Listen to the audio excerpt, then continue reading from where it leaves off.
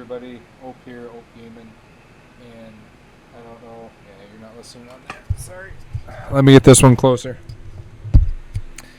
So I made a video today. I recorded it this morning, and I recorded it with two of my clan mates, and recorded it with Takesh and Savage, and it went fine. There was a lot of very smart banter back and forth about what you need for Nightmare, Hydra Clan Boss, and all that fun stuff.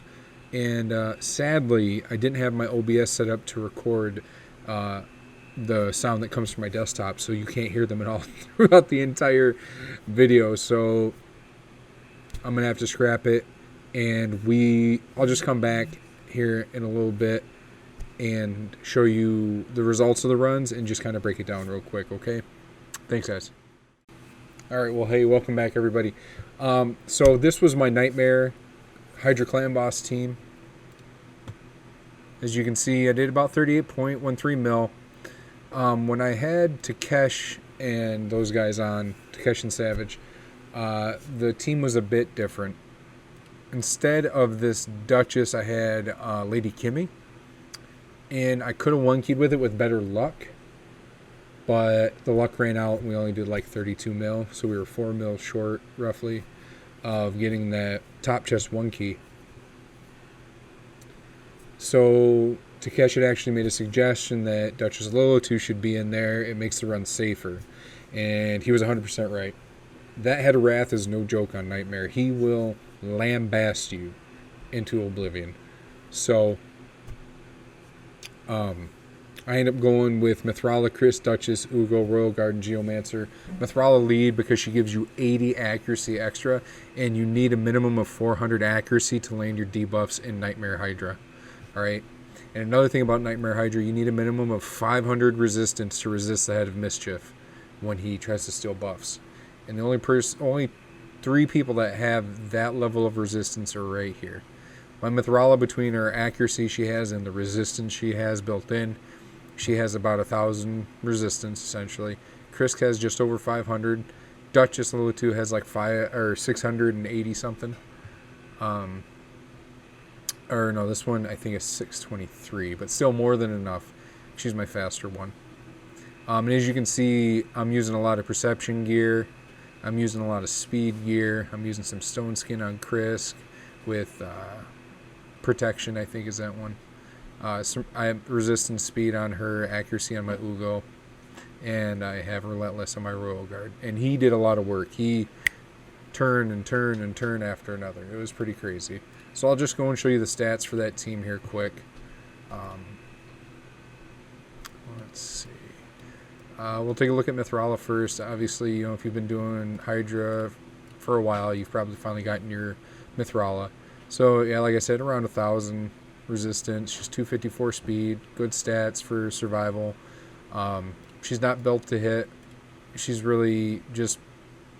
I have her really built for arena, but she worked out great. Our numbers, I actually think, if I would have had more War Masters on the team, would have been higher, but I don't, because I didn't want to redo my masteries, and especially for Mithrala, who wants accuracy to have resistance.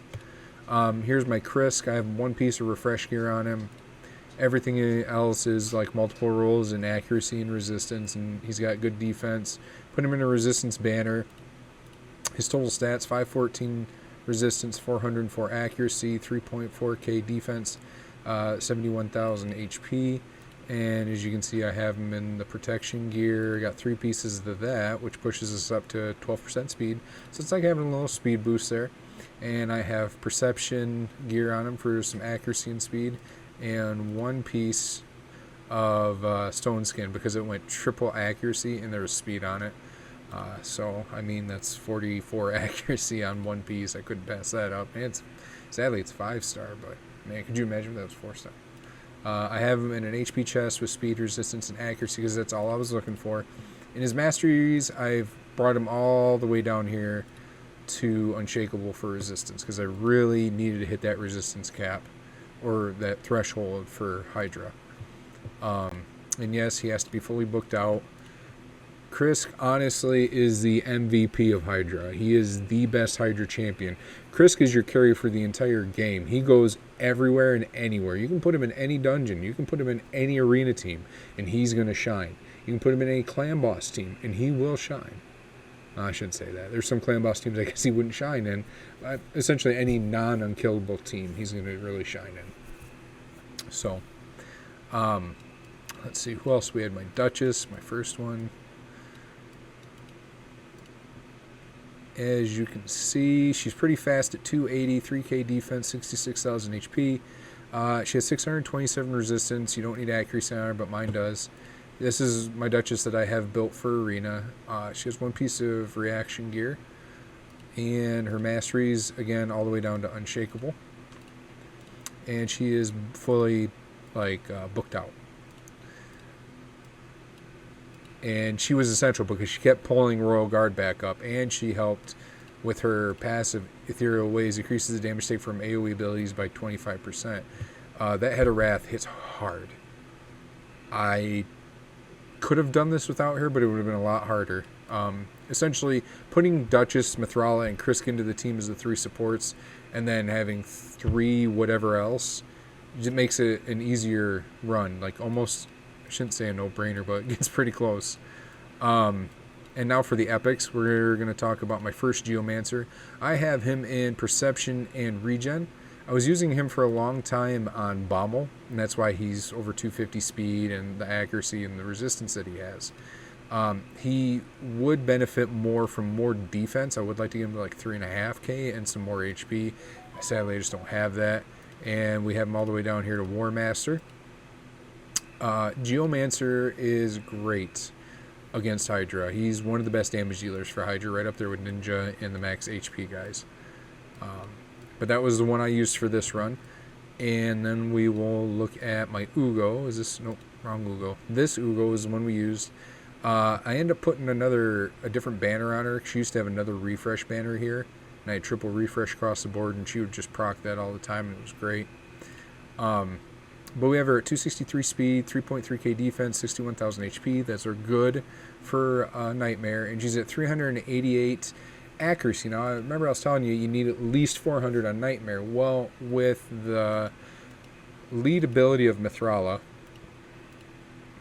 her aura gives you 80 accuracy. So she had like 466 accuracy at the end of the day. So that helped out a lot.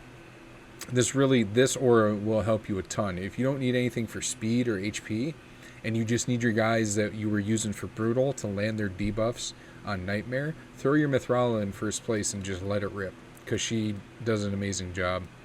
And then this is the Royal Guard I was using. He's the one I have in Relentless. Now, my Royal Guard is not tanky. He's a very squish boy. And so here's the thing about doing max HP damage dealers, right? Their damage is capped. You can pump all the damage and crit damage into them you want, but they're only going to ever hit so hard.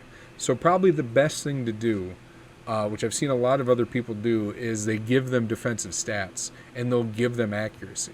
So you can get a Royal Guard up to around 4,000 accuracy. You can give them almost 2,500 defense and probably about 50,000 HP, and you can make them faster with different gear.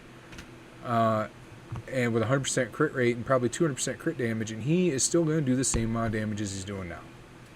That's the only caveat. And you really want to get your max HP damage dealers in Relentless gear, because the more turns they take with their big nukes, the better. I have a Krisk that's built similar, or Krisk, a Husk built similarly right here. So, let's see. So that was the first scene. Now let's look at my Brutal run. This was full auto from the start, and I ended up using Nekmothar. This guy is legit. Look at how much he's contributing to the team. And he did 3 mil damage by himself. I love this dude. This dude freaking rocks. I am not upset for having to buy I had to buy like 12 Sacreds to get him. And I am not upset because he is your stand-in for Krisk. If you don't have a Krisk, get a Nekmothar, because he's going to bring decreased attack, he's going to bring increased speed on your team, and he's going to bring leech and decreased speed, I believe, on the heads. He freaking rules, man. And he's got the aura for his lead ability here. Let me go look at it. This guy, he looks really cool too. He gives you a 19% increase in speed in all battles. He's great. As you can see, I have him in Perception, and I have him in Relentless. I don't have very much crit rate on him, but he is fast. He's 261, good defense. I'd like more HP on him, but I didn't have it. And I didn't mean to build him with Resist. That's just what came with these Relentless pieces. And he's got 430 accuracy. His masteries are as such, going all the way down here to War Master. And having all this lore steal is needed essentially to push up the extra stats. And I have him in Retaliation, or a Revenge ring. Sorry, it was flat defense and it had good defensive stats for support, so I picked it. But it helps out a lot because his A1 has a 75% chance, if they have a debuff on them, which if you're in Hydra they usually do, of placing decreased attack on them. The only books I'm missing are these two right here and these two. But with him in Retaliation, him in Relentless, he took so many turns between the Relentless and his passive. Rune of Haste. Fills his champion's turn meter by 5% for each time a debuff on an enemy is removed, transferred, or expires. Every time that cleansing head would remove all those debuffs across the board, Nekmothar turn meter gets increased and he's ready to go again. Another one. Another one. Another one. Another one. Another one. And another one. He's kind of like Mashald, or Mashalad, or however you want to say it, but I'll call him Mashald. He's like Mashald, but Mashald doesn't give the 3% increase turn meter, I do believe. But I love him. Love him, love him, love him. We got a defense here with resistance and accuracy and HP. And I have him in an accuracy and a single roll on speed. Double roll on HP was nice. But yeah, I love this guy. He was my no-brainer. Making that team, he was my no-brainer. I had Nekmothar in there. I had Molly for the taunt. That was a key. I ran it without Molly the first time. And when that head cleanses the first time and everybody gets slapped by the Head of Wrath, it was almost a game over on Brutal. So I'm like, okay, I need another taunter. Well, what taunters do I have? And I remembered I have a very fast Molly at 269. She's got 3k defense, almost 60,000 HP, which is great. And she has 449 accuracy, 450, so she's perfect, right? And she's not in the best gear. I got 2 blues on here, man. And I could swap these for probably Perception, and they would do a ton better, right? Because I'd be getting more speed out of it. And, yeah. And she has 1 refresh gear here. Another blue. But Molly is fully booked up, and I have her in a PvE set, or PvE Masteries. She is great, especially when she gets a 2-turn provoke off, because she has the bar brawl, places provoke on all enemies for a turn, has a 50% chance of getting a 2-turn provoke, and then she puts a reflect damage on herself. That's amazing. But you know when the reflect damage isn't amazing? When that Head of Mist just pops up and he grabs Bar Brawl's reflect damage and gives it to the entire team of Hydras. That sucked. But we were able to pull through it because I used my second Duchess on this. She's a lot slower, but she has more resistance. She's at 687 for resistance, 223, roughly 3.5k defense, 66,000 HP. Don't need any accuracy on her, and I built her the same as my other Duchess all the way down to Unshakable. Her job is to mitigate damage and keep the team alive, and that's what I did. I really wish this wasn't Retaliation, or geez, I keep getting these wrong. A Revenge Amulet. I wish it wasn't Revenge because if the Head of Terror pops up and attacks her, she will attack him back and get a True Fear, which sucks. But it was, out of the spare pieces I had, that was one of the best. Yeah, so I have her in double resistance, protection, and this is double for the resistance. And yeah, this went double resistance speed and got some defense percent there. Do I have any defense percent on right now? Oh, 5er. Oof, that sucks. Hey, we'll take it. Should be at 3.5 now. Ah, just shy. Oh well. But we had Duchess, and let's see, we went Duchess, Necmo, Molly. So I got 3 Spirit Champions on there. And I finally got my second Ugo up. I'll put a 2 on her. Oh, not a 3. 2, and this one. There we go. But I ended up throwing her in some spare gear as well, but I knew I wanted to get her accuracy up to around 400 just in case I ever needed, like if I used one somewhere else or messed up where I put them, I'd have enough accuracy and speed on her. She's a little slow at 230, but she has 3.5k defense, 57,000 HP, and she has just shy of 400 accuracy, which is great. Her masteries are not finished. I'd probably bring her down to here for extending the debuffs for Master Hexer. And I would do Spirit Haste for when, if she ever is the last person on the team that's not dead, she gets everybody else back up with her ability. Ugo's Brew. So, if all the other allies are dead, she revives all of them 50% HP. It fills her tomb mirror by 50%. Otherwise, it's a great cleanse because it will automatically get rid of a heal reduction and then another random debuff from all allies, and then heals them by 20% of this champion's max HP. So realistically, you want to get her max HP higher, but you know, is what it is. And we ended up using my first Royal Guard, who again I could make him faster and tankier, and he has decent accuracy for what he's doing. But I have him in this Instinct set, which a lot of people pooped on Instinct, and I actually really like it. Another clan member of mine, his name's Damas, he was like, listen, this is better than what we think it is, give it a try. I said, okay, and I did the first Forge Pass. I finished it out, and I didn't have to buy anything but the Forge Pass, and I was able to get everything because I was doing everything every day, and I got all these decent pieces. Some of these are blue, which kind of sucks, but whatever. Would I buy the Forge Pass again? No. And when it comes up, I'm not going to go for it again, like do actively like the weekly things and all that. It was fun, but they're not giving you enough in the regular Forge Pass itself that's worth it. This set is cool, but it's not crazy. I have it on 3 or 4 different people that I put in Hydra.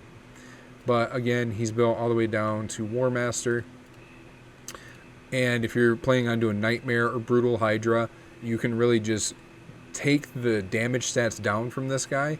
Make sure he has 100% crit rate, around 200 crit damage, and make him fast and tanky, because he's going to do the same amount of damage. Because you're really only wanting him to do his takedown ability. Okay? And if you do, get everybody in refresh gear and probably put him in Relentless. I wish I had more refresh gear. So, and who else did I have on that team? Let me take a look. I think that was it, right? Ninja. So we'll take a look at Ninja. Ninja also dealt a ton of damage, obviously. He is one of the best damage dealers, if not the best boss damage dealer in the entire game. Bar none. You can't argue it. He is amazing. I have mine in Perception and Relentless. 242 for crit damage, 107% crit rate. Sadly, that's a lot of my stuff. I always have like an overflow of crit rate, but I'd rather have a little more crit rate than not enough, because there's always like, well, if you have 99% crit rate, you have a 125% chance, or a 125 to not get a crit, which sucks. Especially, you always end up getting it when you need it the most. But 236 speed's decent. His attack could be higher, but I mean, for the gear I got, 4.3 is enough. But you're really using him for his HP burn. And 349 accuracy is more than enough for this. I only have 1 piece of refresh gear on him. I wish I had more. Because when you see these guys take multiple turns from Relentless and their refresh gear procs, like for the max HP guys, they go ham. They're just like takedown, takedown, takedown. Ninja, he's like hail burn, hail burn, hail burn. So he's fully booked all the way down to War Master again. And let's just kind of take a look at the damage there. We'll look at the overview. So yeah, he did more than Royal Guard. 17 million on Brutal. Royal Guard did 14. Ugo did about 1.8. And then Nekmothar did 3 by himself. But Nekmothar, I'm telling you, he was just like another one. Another one. Another one. It was insane. It was insane. And I do want to just talk about this last team I used for hard. It one-keyed it fine. Completely full auto. I didn't do anything else to it. The first couple teams I was trying out, this is kind of like my hodgepodge, like my throw together team, because I was like, well, I know I'm going to one key hard with trying to get a decent team together, but I used my severe S and A tier guys on Nightmare and Brutal. So it's like, well, who do I got left? Well, this is where dupes come in handy. You got to love the system that we have now where it's like dupes are welcome. Used to be back in the day, you got a dupe, you're like, I don't know what to do with this, and you Kobe, and you shoot it into the trash, throw it in the vault, whatever, use it as a 5-star chicken, which I have. I distinctly remember using a Shiramani as a 5-star chicken. I've used a Brachus as a 5-star chicken. I've used a Basilius Ronus as a 5-star chicken. I know those are all force champs, but, I didn't need them at the time. This was 2 years ago before this whole dupe thing was talked about. And now they come out with a dupe system, and it's actually useful. This is the damage across the board. Geomancer did 4 mil. Brogni does 1.6. Ursula does 1. Lady Kimmy does 1. Varl does 5. And Temezia, who is amazing in Hydra on all levels, she did 8.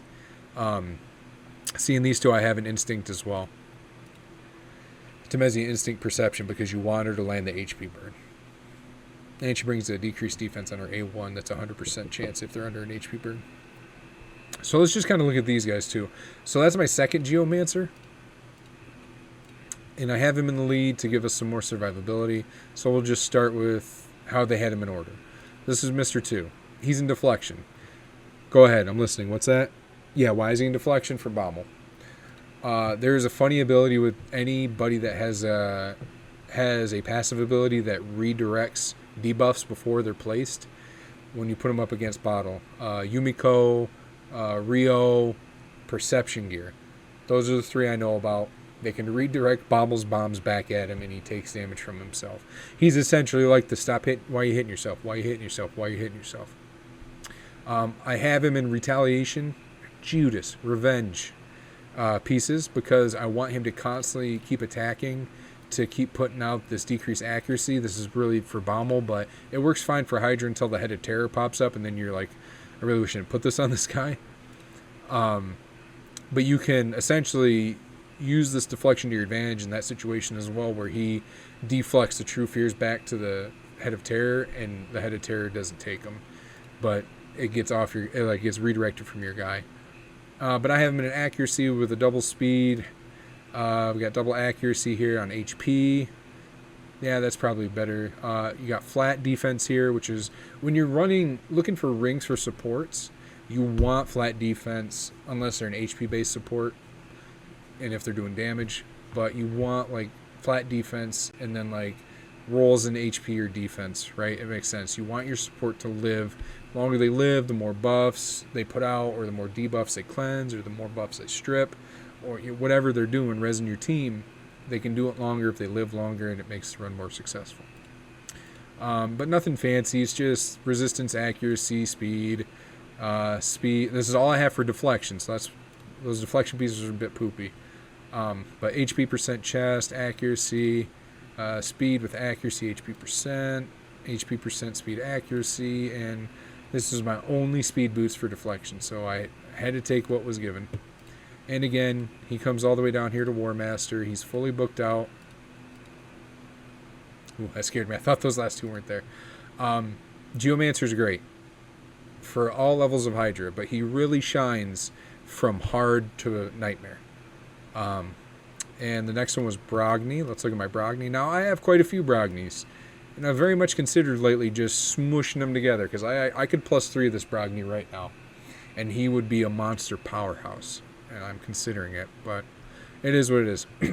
But I have Brogni with crit rate gloves, with triple accuracy roll, 6-star, and a speed substat. Mwah! It's amazing, and there's HP percentage on there, flat HP. That is a perfect glove for Brogni. I have everything with speed, accuracy, speed. I bet you I could upgrade that. We got accuracy, speed. We got flat speed with double accuracy roll here. Because remember, you want him to have accuracy, because Brogni can actually land an HP burn, and he can actually decrease the duration of buffs on the enemy team. I think it's one random one. Yeah, by 1 turn or something like that. I'll have to take a look here in a second. And he's got okay resistance. I have him in a resistance chest, but I really kept this chest on him because it's got freaking 31 speed on it. I mean, that's you know, that's one of my best pieces on my account. It's a triple speed roll on a resistance immunity chest. And again, we have defense here with accuracy and some resistance. This is a cleansing ring, but I have a ton of defense percent on here. I could probably go flat defense. I could probably find a better one, but the cleanse actually happens every once in a while, which is very nice. 8% chance, 8, 16, 24 if you have a triple cleanse. Cleansing gear doesn't get enough love, I believe, but that's just me. I'm in an accuracy with a speed. Skills, he's fully skilled out. His redoubt is really what makes him, plus his resilient glow, because redoubt will deal damage back to the attacker and heals that ally by 20% of the damage inflicted to the shield. So he's going to keep your team alive and deal damage. That's why you really should put him in crit rate gloves. Try to get his crit rate as close to 100% as possible, because when these War Master, he's in Giant Slayer because of like a regular clan boss that hits 3 times, but essentially you should probably just take him down to War Master and be more consistent. But when this procs, it procs off Brogni. So if he attacks your team and they have shields up, Brogni's passive deals damage back and will deal damage in a crit rate fashion if he has crit rate on him. It's pretty cool. But yeah, 259 speed, 407 accuracy, 339 resist is pretty decent resistance. Let's see. Oops. No, this is what I wanted. I know I'm going pretty fast and jumbling my words together, but just bear with me. We had Ursula, Lady Kimi, Varl, and Temezia. So let's look at Ursula the Mourner. I put her in because I needed a reviver on the team, and I needed somebody that would put up strengthen and decrease attack. Guess what? She does all 3. Where are you, beautiful?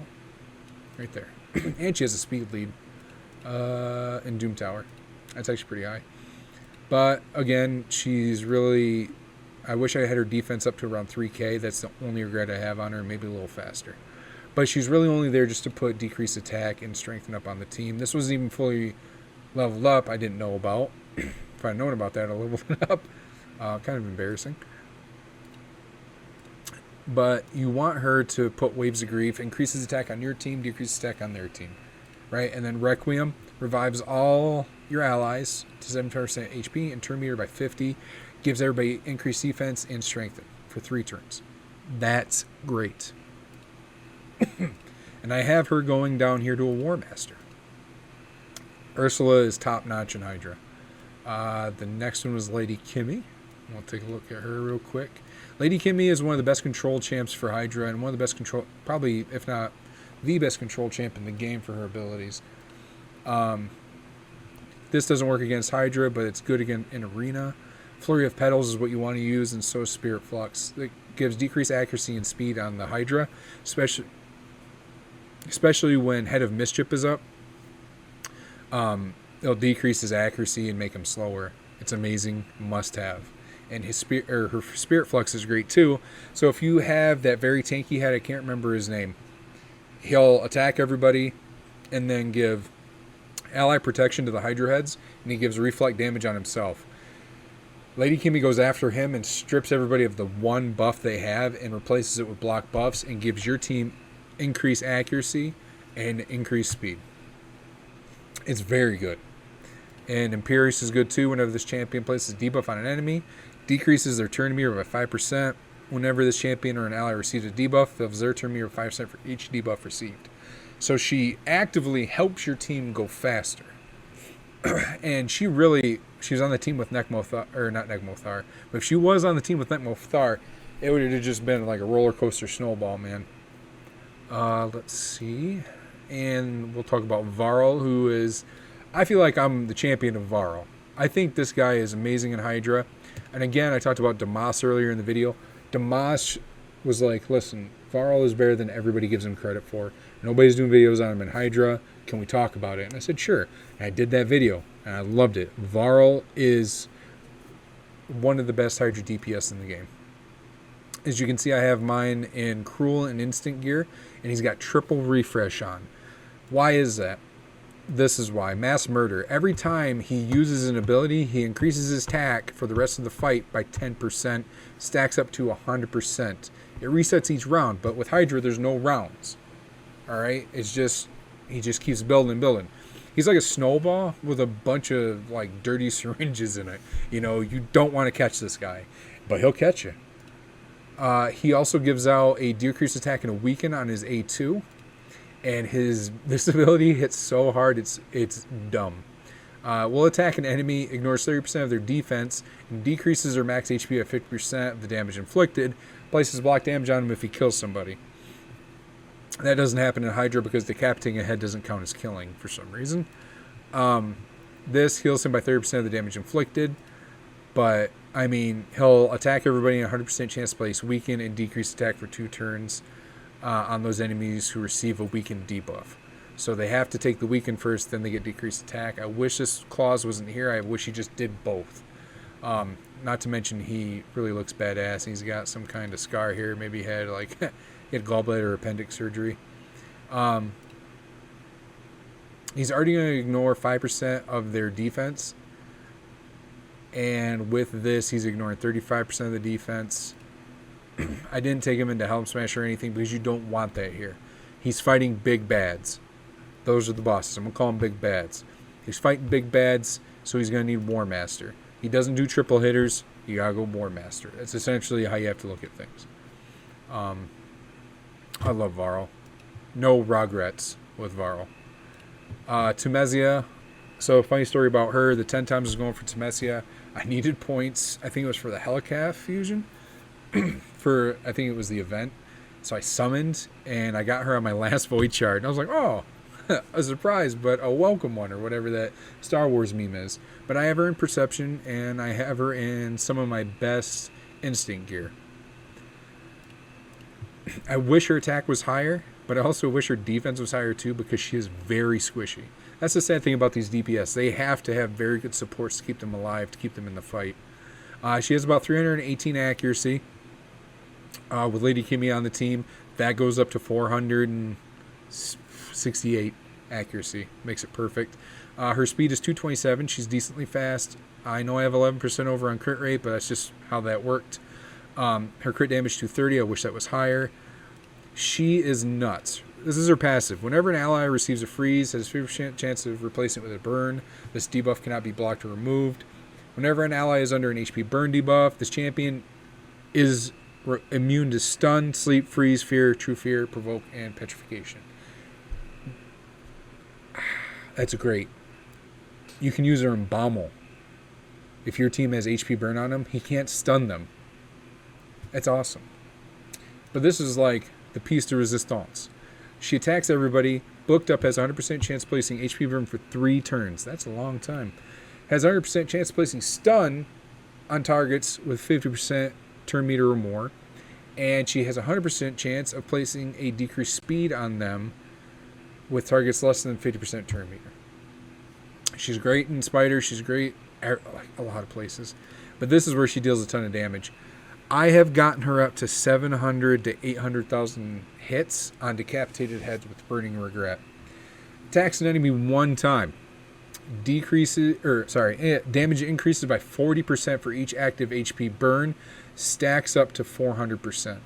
So there's 4 heads, they're all burning, so you got 40, 80, 120, 160% extra damage, and she comes in there with this big fiery axe and just crashes right into him.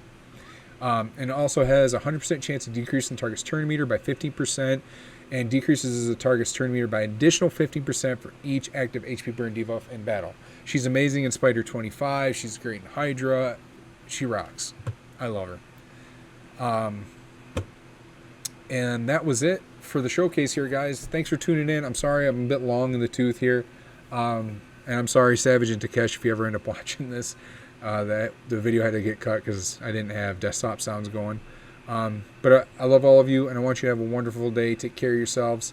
A little bit of advice. Something is happening behind the scenes. The other content creators are kind of making hints about it as much as they can. It's like they have NDAs, but I feel there's going to be probably a Void Legendary guaranteed on Tuesday for CVC.